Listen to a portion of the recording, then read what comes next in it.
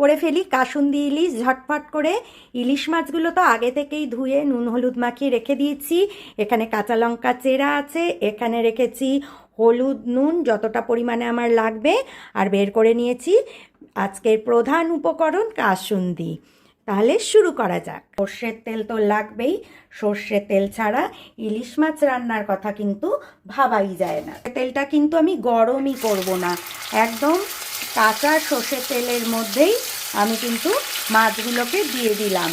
কড়াইটা গরম হয়েছিল তো তাই মাছগুলো একটু ছিটছে। ওতে দিয়ে দিলাম সমস্ত চেরা কাঁচা লঙ্কা যতগুলো নিয়েছিলাম সবটাই। একটু ঝাল ঝাল হতে হবে তো, ব্যাস আর কিচ্ছু না। এবার দিয়ে দেব একদম পরিমাণ মতো কাসুন্দি,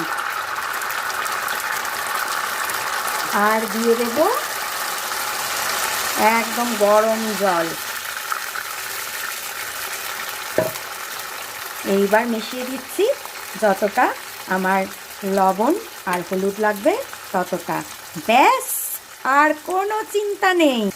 এবার মাছগুলোকে একটুখানি মশলার সাথে মিশিয়ে দেওয়ার জন্য উল্টিয়ে দিলাম।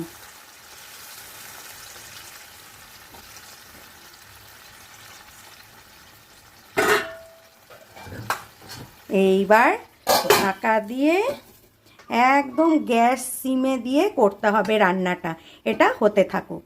তাহলে দেখি ইলিশ মাছটার কি খবর। ও হো, দেখো একদম রেডি হয়ে গেছে মাছটা।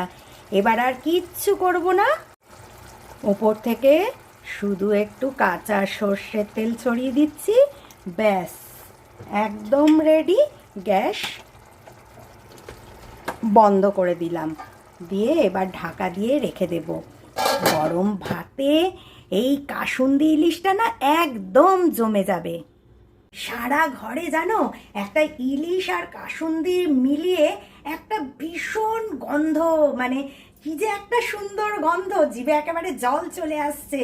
এখন কখন মনে হচ্ছে কখন গরম ভাতের সাথে ইলিশ মাছটা জমিয়ে খাবো। অপেক্ষার একেবারে অবসান। উফ, বেড়ে ফেলেছি গরম গরম ধোয়া ওটা ভাত। আর দেখো কালারটা কি হয়েছে, দেখো একদম মনে হচ্ছে গলানো সোনা সোনা।